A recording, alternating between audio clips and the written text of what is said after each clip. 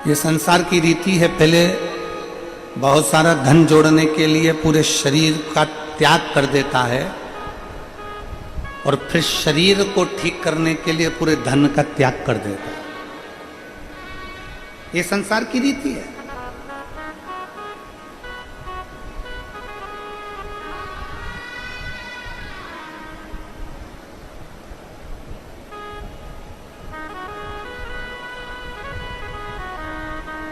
कल हम जब यहाँ गुरुग्राम में पहुँचे यादव जी के घर पर, तो उसके पहले हम गोवर्धन नाथ जी की परिक्रमा करने के लिए गए। आते आते तो परिक्रमा करते करते वहाँ एक आवाज़ गूंज रही है, उसको परिक्रमा करते करते वहाँ पर एक माता जी से मिलना हुआ। तो वो माता जी बोल रही थी कि गुरु जी,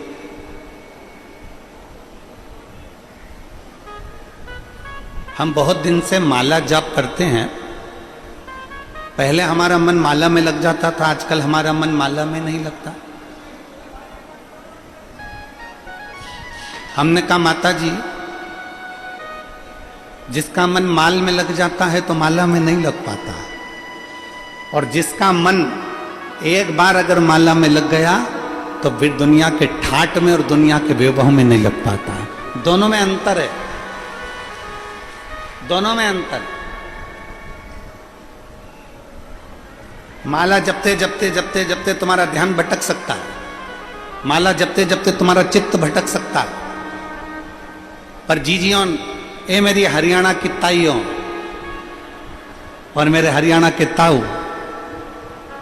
मेरी जीजियों, मेरे जीजाओं, बेटियों बेटाओं, मेरी माताओं, मेरे भाई, विचार कर कर बताना,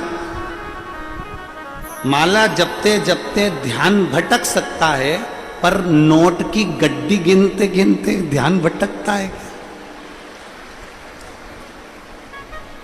अरे बोलो तो जरा जम के,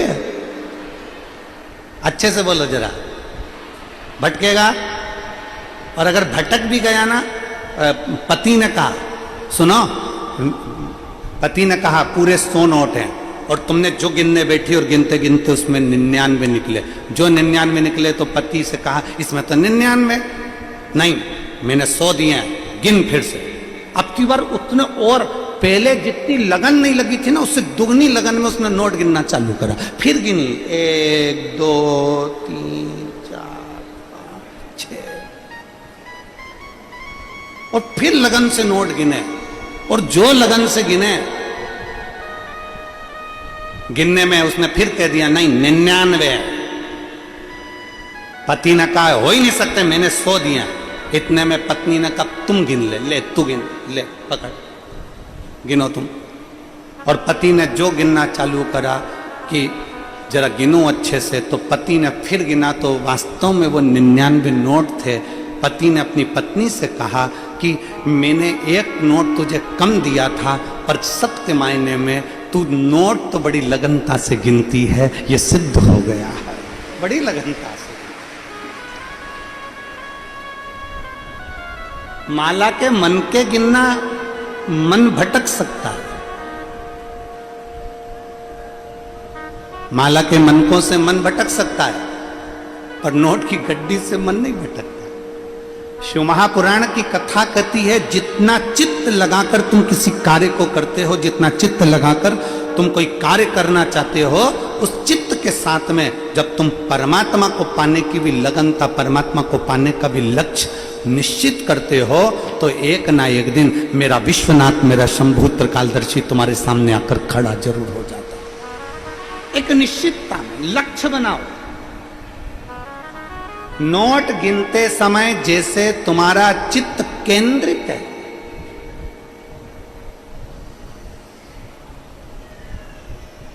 धन गिनते समय जैसे तुम्हारा चित्त केंद्रित है, और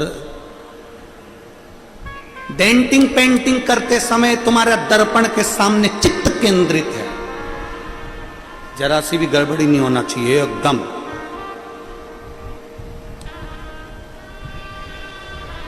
जोरदार।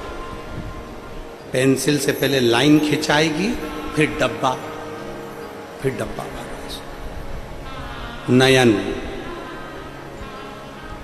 दर्पण के सामने तुम्हारा ध्यान केंद्रित है, धन गिनते समय तुम्हारा ध्यान केंद्रित है, कुछ कार्य करते समय तुम्हारा ध्यान केंद्रित है, कपड़ा सिलते समय तुम्हारा ध्यान केंद्रित है, अपने लिए कुछ बनाते समय तुम्हारा ध्यान केंद्रित है। उसी तरह अपनी जिंदगी बनाने के लिए शिव के चरणों में भी तुम्हारा ध्यान केंद्रित होना चाहिए। शिव के चरणों में तुम्हारा ध्यान। और मैंने तेरे ही भरोसे बाबा, तेरे ही भरोसे हवा बिच उड़ती जावांगी बाबा, डोर हथ छठी में कटी जावांगी भोले में तेरी शंभो में तेरी